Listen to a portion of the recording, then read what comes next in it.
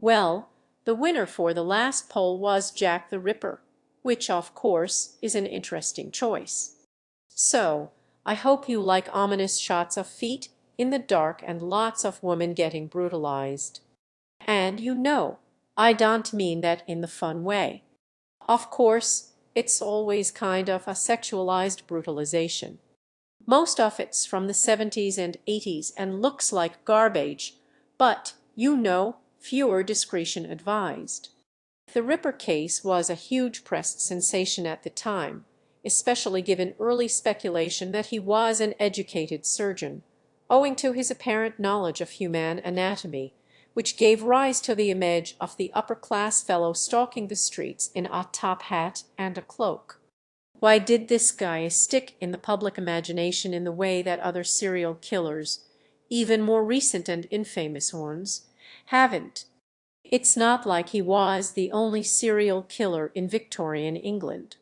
But the biggie is the fact that this mega sensation A never got caught, and B his victims were all sex workers, which doubled the scandalous. And so it entered the public consciousness as, like, the perfect scandalous thing. We've got woman being brutalized, an unsolved mystery, a presumed upper-class villain, and we don't even know who he is. It could be anybody. So here's what we have to work off of.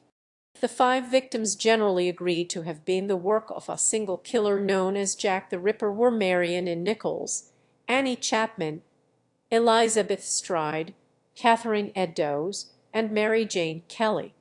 These murders occurred between August and November of 1888, all within a few streets of each other, and are collectively called the Canonical Five. There were actually 6 more murders between then and 1891, all women, and may or may not be connected to the Ripper or might be copycats.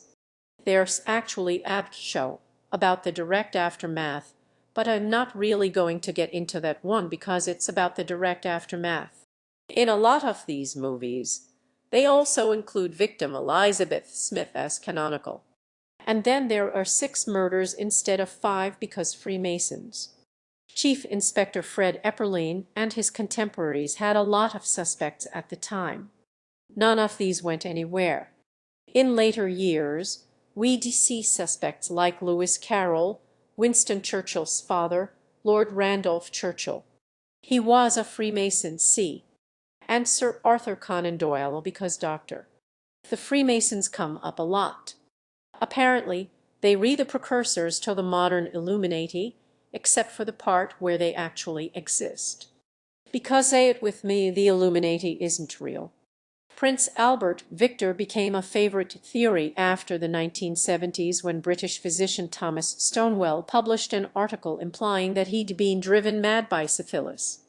The idea that the Freemasons were involved with the royal family also became really popular in the 70s, and we'll get to that. Although, I swear to God, we could have had this thing happen like 100 years later. And there'd be all these like YouTube channels about how the Ripper killings were like a false flag operation for, I don't know, like Brexit or they were trying to take away our guns, our England guns, somehow. Anyway, I don't know. One of the first fictive incarnations came in the form of Mary Belloc Lowndes' serial book, The Lodger, published in serialized form between 1911 and 1913. This was a straight Jack the Ripper story purse. It had only been about 20 years at the time. Hashtag too soon. But the killer herein, called the Avenger, was clearly based on the Ripper. This became the basis for one of Alfred Hitchcock's first films, also called The Lodger. The eponymous lodger is a house guest staying with a London couple who eventually come to suspect him of doing the killings. In the original, he leaves and it's left ambivalent as to whether he was the killer or not. In Hitchcock's version, turns out the lodger is not the killer, but was acting weird because he's a vigilante and he's actually trying to catch the killer. This story would go on to get remade 4 more times. By the 1950s, the Ripper was becoming a popular horror element. The Ripper, a 1959 Hollywood movie is simply titled Jack the Ripper, is a standard whodunit based on Leonard Matter's theory that he was an avenging doctor. Not just any doctor, avenging. But where Matter's theory had it that the Ripper was mad about his son catching a venereal disease, this being rooted in the fact that Catherine Edo's nose had been cut off, which implies not only that she had syphilis, but that the Ripper wanted to post-mortemly shame her for it. Because your nose rotting off is the syphilis thing. Was. We have penicillin now. In this movie, he's mad because his son committed suicide after learning his lover was a prostitute. By the 1960s, the Ripper was established in media as less as a man and more of a universal force of evil who could be adapted to suit any villainous niche. Here he is in a Western. Cimarron's Strip was a Western that only lasted one season, and in one episode, interestingly written by Harlan Ellison, women start getting murdered. And of course, they blame the native guy. Until a British dude comes along like, hey, this seems familiar. He calls himself Jack the Ripper. So maybe the Ripper skipped London and has been terrorizing his way across the American West. Things were getting too warm for him in London, so he came to America. I followed him. You know who Jack the Ripper is. Who is he? I'm afraid I must keep that from you a little longer, Watson. Another trend that popped up around this time was rippers. Sherlock Holmes. The first movie version was 1965's A Study in Terror, which starred John Neville as Sherlock and Donald Houston as Dr. Watson. This one plays again off a presumed aristocratic villain. Again off a presumed aristocratic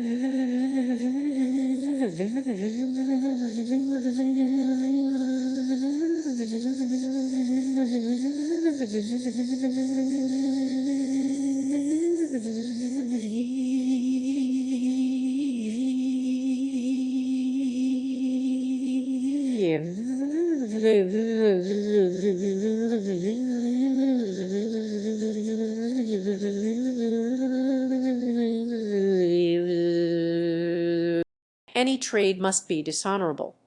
A trade, sir. Oh, you do not throw shade at Watson like that. Of course, Sherlock figures out who did it, but I find it more remarkable that he appears to be invulnerable. But how on earth did you get out of it, Holmes? You know my methods, Watson. I'm well known to be indestructible. What, are they really just gonna wave that off? Does Sherlock have Luke Cage powers? There have been video games based on Sherlock's Ripper. They even go head-to-head on our old friend, Celebrity Deathmatch. Super sleuth Sherlock Holmes takes on the poster boy for prostitute killers, Jack the Ripper. Boy, I love me some Celebrity Deathmatch. A 1979 film called Murder by Decree once again pitted Sherlock, this time played by Christopher Plummer, against the Ripper. But this one's a double crossover. See, in 1978, this guy named Stephen published a book called Jack the Ripper, The Final Solution, which pushed the so-called royal conspiracy, though the culprit isn't poor syphilitic Prince Albert Victor. While this theory is one of the more out there, it's also one of the most popular. Presumably because it included everybody. The Freemasons, the royals, a prostitute conspiracy, and a doctor. Proof that a woman was cynically taken in marriage. I have proof of the husband's name, that a child was born. I have proof that the woman was committed to an asylum by order of that same spivvy. That, incidentally, is who did it in this theory. Sir William Gull, the royal physician. See, there's a legitimate prince baby no one's supposed to know about, and also Albert has syphilis. And Sir Gull wants to hide this shame, so there's a motive aguus. Would these injuries imply medical knowledge? This one, a two-part made-for-it movie, is simply called Jack the Ripper. Stars Michael Caine as an alcoholic Inspector Eberlein and coincided with the 100-year anniversary of the murders. This one is the most extensive adaptation based on the Night Conspiracy. Our story is based on extensive research, including the official files by special permission of the Home Office. Whoa. Okay. And like the Night Conspiracy, the killer is ultimately the Queen's personal surgeon, Sir William Gull, who also does Darth Vader breathe. Darth Vader breathe. Our story is based on extensive research. The most well-known derived from this defendant night theory is 2001's From Hell, based on the comic book of the same name. Based on the line,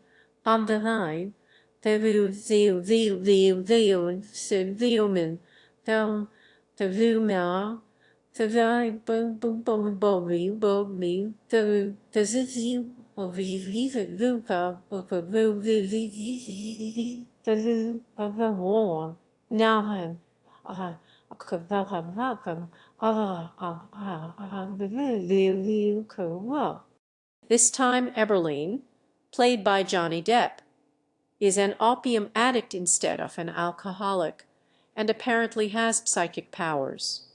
A repetitive code saturated with blood. They used to burn men like you alive. Yeah, this doesn't to go anywhere.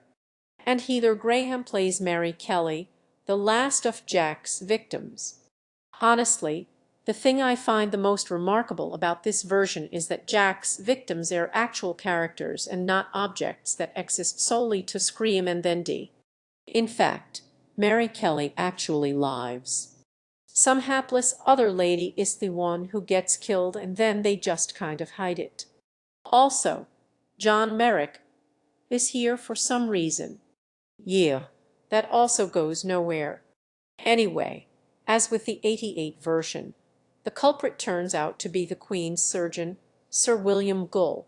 Something something Masons, something something conspiracy, and who's Gull but Bilbo the Ripper? Nothing says menace like weird Chi Evil A Black. These symbols, the mitre, the pentacle star. So Mary Kelly lives the rest of her life out in secret with the secret royal conspiracy baby, and Eberlein dies in this version. Good night, sweet prince. I mean, the idea that these women all knew each other, and they also knew some horrible secret, and someone killed them trying to protect the secret, it makes sense from a narrative standpoint. It's just bullshit history. One day, men will look back and say, I gave birth to the 20th century. So for our next section, I'm going to make this the start of a new segment, which I'm going to call 1970s, Are You Okay? No, really, are you okay? And this will be the content warningiest part. So again, Viewer discretion advised. The 70s, when women being sexually brutalized on film was the new hotness. So Jack the Ripper movies were all the rage. In Dr. Jekyll and Sister Hyde, Dr. Jekyll is played by a sort of proto-Crispin Glover in a Jack the Ripper-themed Hammer horror. Female hormones are the key to the elixir of life, hypothesizes Jekyll. Hormones. Female hormones. And that's why we've got all these 200-year-old women running around. So in this version, Dr. Jekyll's syrup turns him into a woman. Beautiful, but evil. It is so who exists, Dr. Jekyll, not you.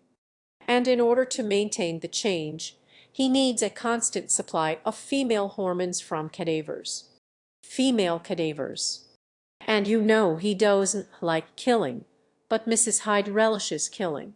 So basically, the Whitechapel murders were done by an evil trans woman.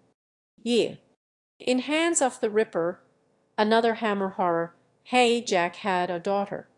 And this daughter grows up to be a murderess after witnessing her father kill her mother as a child. Even when the killer is a woman, the woman in these movies just can't catch a break.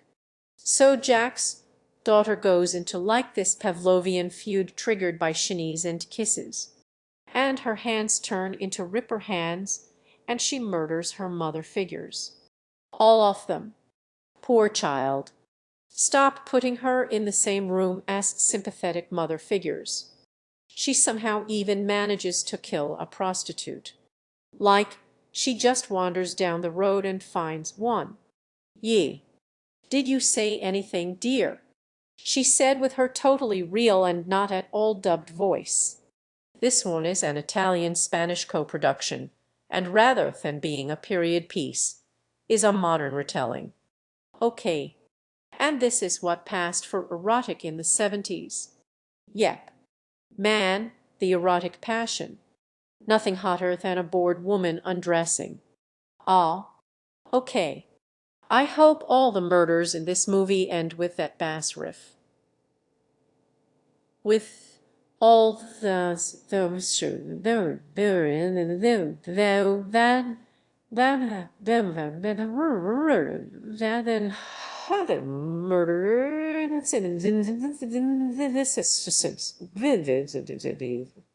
also, because a serial killer targeting sex workers wasn't scandalous enough, apparently this one's also a cannibal. But surely Jack the Ripper's dead, isn't he? Undoubtedly, or extremely old. Are the greatest detective mains of their day. This one, also simply titled Jack the Ripper, is in German and dubbed into English. It takes a 50 Shades of Grey approach, with the I am mad at me prostitute mother, and that's why I rape and kill prostitutes. I am exactly like your mother. A whore. Most of the movie is about Jack himself and his motivations and his tragic backstory, and how he's actually a nice doctor some of the time. Boy, do I not care. Of course, being German, this movie can and wants to get away with a lot more than we see in, like, the Hammer horrors or the Italian-Spanish co-productions. Oh yeah, this one also adds a lot of rape. A lot of rape. I'm not gonna show it. Oh, but we didn't forget about you, 80s. If you want some 80s crack, we got your 80s crack. So it's the 100th anniversary of the Whitechapel murders, and some copycat is killing ladies. And who's our prime suspect? It's baby James Spader. They think he's the Ripper because he's a med student. And, as we all know, Jack the Ripper was a doctor. But, oh well, how could it be him when he gets murdered? Well, fortunately he has, like, a twin brother who is also played by James Spader. And so now twin baby James Spader has to clear his brother's name, save the girl, and find the real killer. James Spader. Getting even more squarely, then there's the subgenre of Jack the supernatural being. Now, here we have another soul in torment. Here we have another, no, Jack the Ripper. When a wax museum features an exhibit about famous serial killers' closes, one curator begs to take the wax figures home, and he sympathizes a little too much with the wax figures, and we can only guess what devils pushed them to their bloody fate. So he takes them home and keeps them all nice and air-conditioned. But his wife doesn't like it, and then she gets stabbed by the Jack the Ripper wax figure when she tries to turn off the AC. Who would believe me if I told them that you were killed by Jack the Ripper? The war must have been pretty bad. Who? You weird that it's shaped like a coffin. The twist is a bit ripped from Psycho. The guy puts his action off on another entity, but no, Martin Sinistro, it was you. You murdered your wife. It was him the whole time. Only this time it's from the point of view of Norman Bates. It was you. A more recent one comes from Grimm, which is a supernatural-based procedural, kind of like Sleepy Hollow. At the end of the 4th season, one of the protagonists is possessed by an entity that turns out to be Jack the Ripper. And he kills prostitutes, which are just what I had in mind. Whoa. Okay, I guess some people are into that. They get him out by shooting the captain with rubber bullets and tricking the entity into thinking its host was dead. Squirrelier still, Jack the literal alien. In a 1997 episode of The Outer Limits, Jack was a crusader for good. See. These prostitutes are actually inhabited by an evil alien entity. Who are you? I'm a nightmare, Jack. You re not even of this world. Carrie Ellis plays Dr. Jack York, who, after figuring out there an evil entity about, takes it upon himself to kill it. And sometimes that means killing its hosts. Also, hi David Warner. Don't worry. You will hardly feel a thing. But he fails and basically gets framed for the murders by a spiteful, bored alien, nickname for mass murderer of women. Other Earth synonym Jack the Ripper. He pops up again in an episode of the original Star Trek. So apparently Scotty was involved in an explosion caused by a woman in a previous episode, resulting in his total resentment toward women. You know, I'm glad at least someone is bringing that up. So basically, Jack the Ripper was a literal alien. It feeds on horror and fear. And I suspect preys on women because women are more easily and more deeply terrified. Whoa, that's like some bio-truth or misogynist YouTuber logic there, Spock. Hatred of all that lives. Hatred of women. Oh, and then Jack the Ripper takes over the Enterprise, but since fear is the issue, they basically save the day with Valium. In a 1995 episode of Babylon 5, Jack isn't he so much an alien as was abducted by aliens and then made their inquisitor. So basically, the Vorgans unfreeze him whenever they need someone inquisited. And he's good at this torture thing.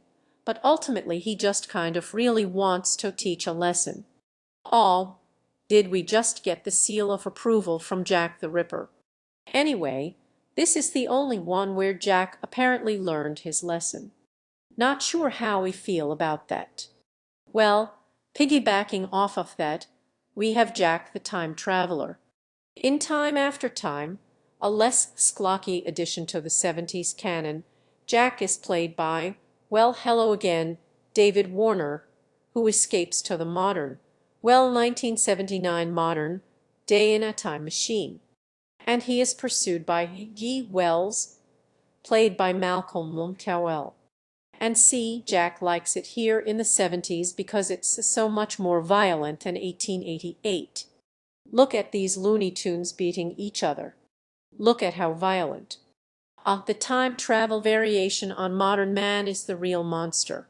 Whoa, that's deep, man. Fantasy Island is like this magical realism show where people come to Mr. Rourke, land to live out their fantasies. And Mr. Rourke is kind of like a philanthropic, less creepy Hugh Hefner with magic powers and also wants to teach you a lesson. And usually the fantasies are kind of goofy. Like the other one in this episode is just a go who wants to be sexy and learns a lesson about respecting women or something. But this lady's fantasy is solving the Whitechapel murders. And Rourke's like, I don't know, seems kind of dangerous. You sure you don't want, like, a makeover or something? For your own sake I must urge you to reconsider. No, at great personal risk, she figures out who Jack the Ripper is. And he's a doctor. But oh no, he's found her time portal. It shows that Albert Fell was abandoned by his mother. She became a prostitute. There it is. Oh, but don't worry, Ricardo Montalban to the rescue. Iguus Montalban's steely gaze was just too much for him. You just killed Jack the Ripper. No, Catherine. I just became him. A slight inversion of the regular time traveler. This time the time cop goes back in time to catch, well, not Jack the Ripper, but Ague, who killed and replaced Jack the Ripper. He also killed people. So you have to go back in time and make sure the replacement Jack doesn't screw up history too much without altering history. And save Mary Kelly. Hey, you could always pull off from hell and have a Mary Kelly body double. Nope. Sorry, Mary Kelly. Then we have the oddly specific yet strangely common trope of Jack being transported through time through some magical artifact. A 1985 made-for-it movie starring David Hasselhoff has him originally dying on London Bridge, only to be transported to modern-day, well, 1985 modern-day Arizona. Anyway, London Bridge was apparently in real life relocated to Arizona. I assumed this was like a weird plot contrivance made because Arizona is cheaper to shoot your movie in than La, but nope. This is a thing that really happened. An oil baron bought the bridge, they deconstructed it brick by brick, and reconstructed it in Lake Havasu City, Arizona. Anyway, they missed the final stone until 1985, and it just happened to contain the spirit of Jack the Ripper. Wouldn't you know? In 1985's The Ripper, Jack's spirit resides in an old antique ring, and his spirit possesses whomsoever is wearing it. In this case, a college professor who happens to be teaching a film studies course on famous crimes as depicted on film. And finally, during season 3 of Sleepy Hollow, the Ripper's spirit is carried through to the we're not searching for a monster. We're researching for a weapon. So there was a guy called simply the Ripper running around in Ichabod's time, which was about 100 years before the historical Jack the Ripper. He has gone by many names over the centuries. You might know him as Jack the Ripper. Well, turns out the Ripper is like an evil knife, and whoever wields that knife builds on their worst attributes. And that knife is also like a vampire knife, absorbing the blood of its victims. The method of defeat here is that it stabs Ichabod, who infects himself with malaria. Which is a weird resolution, because we know Og Ripper stabbed some late-stage syphilitics, so this is an interesting, way to go about it, all things considered. Maybe that's what brought the original knife down too. So there we have it. A lot of piggybacking off of common conspiracy theories, but mostly just weird shit. I'll kill all of you.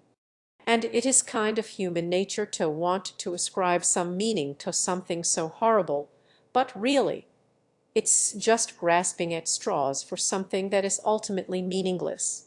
You know, there is no grand conspiracy. The Freemasons are just, some dude's social club. And the Illuminati isn't real. Thank you for watching, and please remember to like and subscribe, because as you know, All YouTubers are contractually obligated to remind you to do this thing every single video. Thank you very much to me patrons who helped make this entire series and video making thing possible. I've been getting a lot of requests to do more video essay type things, so I'll work on that, but remember, those take a lot longer than your straight up loose Canon. And as for the people who keep asking me about the rent video, I'm working on it. Patience.